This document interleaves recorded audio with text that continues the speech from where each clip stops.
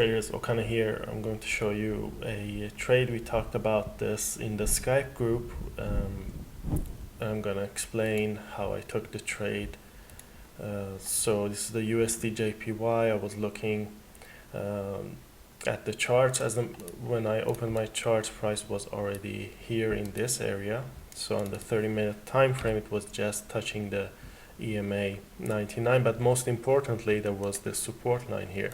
See the green line, 103.564. so that was my first target here, and as you can see, price did a false breakout on the EMA and reached the support and even went below the support slightly, so a false breakout here and then reversed. I was expecting price to drop just like earlier, and so I had to wait and see if this support line was going to actually break or not before I took a put option. But before you take any trade, you want to know what is your target. I mean, what is your goal, where you think price is moving. So first of all, you can see the lower highs here. You can see price is making lower highs, climbing down, right? So it's trending down because it reached the significant resistance, a very strong resistance, and now it's slowly moving down. So my question was, if this breaks the support line, where is it going? So I had this target from earlier. You have seen this line, by the way, on the previous forecast videos. You've seen me using this line before. We talked about this, and so my first thought was that, okay, price is most likely going to move towards this area.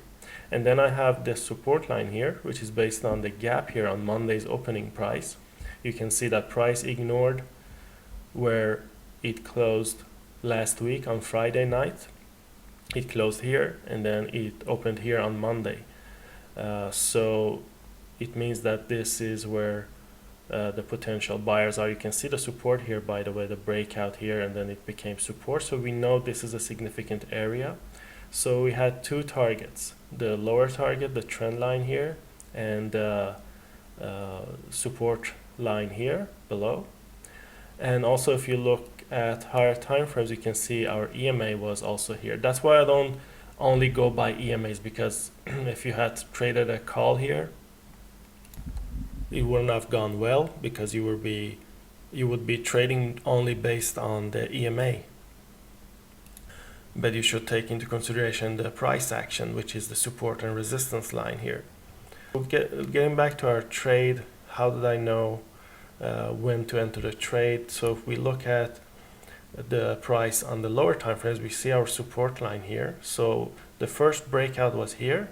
I didn't immediately jump in here because you can see that, well, support was broken, why not jump in here? Because it could have been a false breakout, because if we look at what happened earlier, we see that we had a false breakout here earlier, the bounce. So support is quite strong in this area, and as you can see, price did reverse, and the stochastic here that I have, you can see that it was oversold quickly, so price reversed. And so I was waiting. I went down to the 1 minute chart to see if the price would stay above, and I saw that, okay, it's staying above. So I went away, came back later, and I saw that it's now dropping. I wanted to get in here, but I thought I would wait for a second retracement. I wasn't sure if it was going to happen, but it did. It came up again, started bouncing up and down, and I entered my trade. Here's the results. Just expired actually a few minutes ago. You can see the entry. The broker's price differs from my MetaTrader. You can see there's about 1.4 pip difference. It's 564, so 1.3 pip difference, but it's not much and nothing to worry about.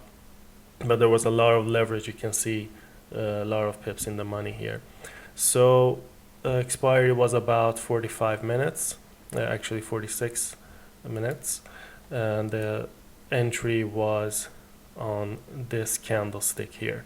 So when it finally held, I could see that, okay, it's trending down. You can see based on the trend line here, you see that there was another candle. If I put my line here, you can see this. I wanted to wait slightly longer because I wasn't sure if it was going to come up all the way here, but then I adjusted my line based on these tops here, and I saw that okay, we have the resistance, the support line now becoming resistance, we have the trend line, so this is the final reversal here, and when it held here, you can see it actually did come up and touched it before falling down.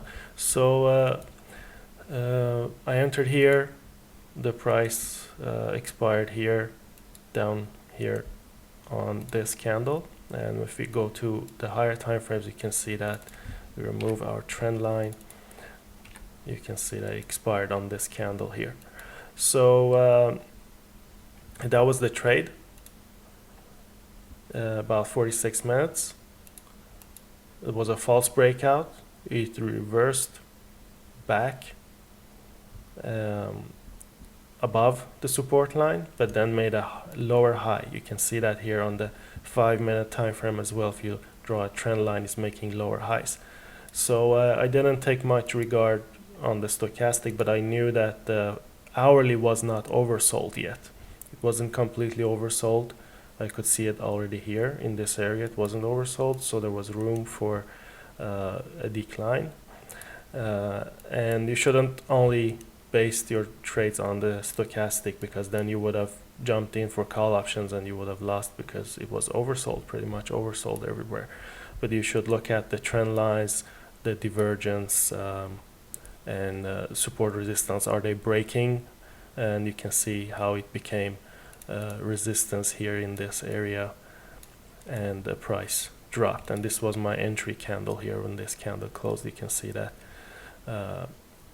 boom, price dropped immediately. So it was a good entry. I gave it 46 minutes for the full hour because I wanted an hourly candle to come down. And again, my target was helpful because I knew that there was a possibility for price to move and try to reach this area. So that's pretty much it. I hope it was helpful. Thanks for watching.